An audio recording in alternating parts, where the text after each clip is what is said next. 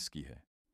पंजाब के एक छोटे से शहर, जहां दिन की रौनक रात होते ही अंधेरे की चादर में लिपट जाती है, वहां इमरान नाम का एक टैक्सी ड्राइवर रहता था। इमरान एक सख्त मिजाज का आदमी था, जो रात की शिफ्ट में गाड़ी चलाकर अपनी रोजी रोटी कमाता था। शहर के लोग अक्सर उस पुरानी कब्रिस्तान वाली सड़क के बारे में डरावनी कहानियां सुनाते थे। कहते थे कि रात के सन्नाटे में वहां आत्माएं घूमती हैं, जिनकी चीखें हवा में गूंजती हैं और जो राहगीरों को अपनी ओर खींचती हैं। लेकिन इमरान इन सब बातों को बकवास मानता था। वह कहता, ये सब दिमाग की उपज है, भूत प्रेत जैसी कोई चीज नहीं होती। उसकी आंखों में हमेशा एक चुनौती भरी चमक रहती थी, जैसे वह रात के अंधेरे को चुनौती दे रहा हो। उस रात दिसंबर की सर्द हवाएं शहर को जकड़ रही थीं। ठंड इतनी थी कि हड्डियां तक कांप रही थीं। इमरान अपनी पुरानी सफेद टैक्सी में बैठा था, सिगरेट का कश लगाते हुए रेडियो पर पुराने गाने सुन रहा था। घड़ी में रात के 2:10 हो चुके थे। शहर की सड़कें सूनी थीं, सिर्फ दूर दूर से कुत्तों की भौंकी सुनाई दे रही थीं। तभी उसका फोन बजा। स्क्रीन पर एक अनजान नंबर चमका। इमरान ने कॉल उठाई, लेकिन दूसरी तरफ से आवाज आई, एक ठंडी कर्कश सी आवाज, जैसे कोई पुरानी रिकॉर्डिंग हो। बस स्टैंड से पिक कर लो। बस इतना ही, कोई नाम नहीं, कोई पता नहीं। इमरान ने सोचा, शायद कोई जल्दबाजी में है। उसने इंजन स्टार्ट किया और बस स्टैंड की ओर चल पड़ा। बस स्टैंड पर पहुंचते ही इमरान की नज़र एक अकेली साया जैसी आकृति पर पड़ी। वहां सिर्फ एक बुजुर्ग औरत खड़ी थी, काली शॉल में लिपटी हुई। उसका चेहरा पूरी तरह ढका था, सिर्फ आंखें झलक रही थीं, आंखें जो अंधेरे में चमक रही थीं, जैसे कोयले की आग। हवा में एक अजीब सी महक फैली थी, गीली मिट्टी और सड़ते फूलों की। इमरान ने गाड़ी रोकी और खिड़की से झांका। कहाँ जाना है अम्मा? उसने पूछा। औरत ने धीरे से कहा, पुरानी कब्रिस्तान के पास छोड़ दो। उसकी आवाज में एक कंपकंपी थी, लेकिन साथ ही एक ठंडक जो इमरान के रोंगटे खड़े कर गई। वह चुपचाप पीछे की सीट पर बैठ गई। इमरान ने गाड़ी स्टार्ट की और रेडियो ऑन किया, लेकिन रेडियो से सिर्फ स्टैटिक नॉइज आ रही थी, जैसे कोई दूर से फुसफुसा रहा हो।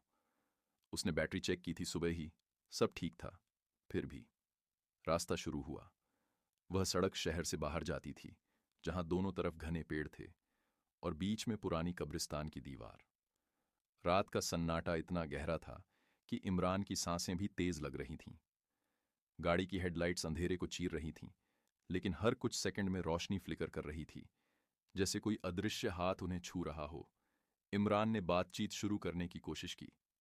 अम्मा, इतनी रात को कब्रिस्तान क्यों जाना है? कोई परेशानी है? लेकिन पीछे से कोई जवाब नहीं आया, सिर्फ एक ठंडी हवा का झोंका जो गाड़ी के अंदर घुस आया, जैसे दरवाजा खुला हो। इमरान ने रियर व्यू मिरर में देखा। औरत वहां बैठी थी, लेकिन उसका चेहरा अब भी छिपा था। उसकी शॉल हल्की सी हिल रही थी, जैसे सांस ले रही हो, लेकिन कोई आवाज नहीं। कुछ मिनट बीते। गाड़ी अब कब्रिस्तान वाली सड़क पर थी। पेड़ों की शाखाएं सड़क पर झुकी हुई थीं, जैसे हाथ फैलाकर किसी को पकड़ने को तैयार। दूर से एक उल्लू की आवाज आई, जो रात की खामोशी को और डरावना बना रही थी। इमरान को लगा जैसे कोई उसके कंधे पर हाथ रख रहा हो। उसने फिर मिरर में देखा। इस बार औरत का रिफ्लेक्शन गायब था, सिर्फ खाली सीट नजर आ रही थी। इमरान की दिल की धड़कन तेज हो गई। शायद अंधेरा ज्यादा है, उसने खुद को समझाया, लेकिन दिल में एक डर का बीज बो दिया गया था। उसने गाड़ी की स्पीड बढ़ाई, लेकिन इंजन से एक अजीब सी आवाज आने लगी, जैसे कोई कराह रहा हो। रेडियो फिर चालू हुआ, लेकिन गाने की जगह एक औरत की रोने की आवाज आई, दूर से, धीमी लेकिन साफ। इमरान ने रेडियो बंद किया, लेकिन आवाज नहीं रुकी। वह उसके दिमाग में गूंज रही थी। अब कब्रिस्तान का गेट नजर आने लगा, पुरानी लोहे की ग्रिल, जंग लगी हुई, और उसके पीछे कब्रों की कतारें, सफेद पत्थर जो चांदनी में भूतियां लग रहे थे। औरत ने अचानक कहा, यहीं रोक दो। उसकी आवाज अब करीब लग रही थी, जैसे कान में फुसफुसा रही हो। इमरान ने ब्रेक लगाया और पीछे मुड़ा, किराया पूछने के लिए मुंह खोला, लेकिन सीट खाली थी। कोई नहीं था, सिर्फ सीट पर गीली मिट्टी के निशान, ताज़ा, जैसे अभी अभी कोई कब्र से निकला हो, और हवा में वही महक और तेज। इमरान की आंखें फैल गईं। उसका हाथ कांपते हुए दरवाजे की ओर गया, लेकिन लगा जैसे कोई अदृश्य ताकत उसे रोक रही हो। वह चीखा, कौन हो तुम? लेकिन जवाब में सिर्फ हवा का एक ठंडा झोंका, जो उसके चेहरे पर लगा जैसे किसी का स्पर्श। घबराकर इमरान गाड़ी से बाहर कूदा। उसके पैर कांप रहे थे। वह दौड़ता हुआ थाने की ओर भागा। रास्ते में ठोकर खाता, गिरता। थाने पहुंचकर उसने सब कुछ बताया। कॉल, औरत, गायब होना, मिट्टी के निशान। पुलिस वाले पहले हंसे, लेकिन इमरान की आंखों में वो डर देखकर गंभीर हो गए। उन्होंने कब्रिस्तान के केयर टेकर को बुलाया। केयर टेकर एक बूढ़ा आदमी था, जिसकी आंखें सालों की रातों से थकी हुई लगती थीं। उसने बताया, 2 साल पहले ठीक इसी रात, इसी समय एक बुजुर्ग औरत सड़क क्रॉस कर रही थी। एक तेज रफ्तार टैक्सी ने उसे कुचल दिया। वह मर गई, लेकिन उसका शव इतना बिखरा था कि कफन में लपेटते वक्त काली शॉल इस्तेमाल की गई। कहते हैं उसकी आत्मा अब भी इंसाफ मांगती है, रात के अंधेरे में सवारी की तलाश में। इमरान का चेहरा सफ़ेद पड़ गया। केयर टेकर ने आगे कहा, और वो मिट्टी, कब्र की मिट्टी है वो, ताज़ा, क्योंकि वह हर रात बाहर आती है।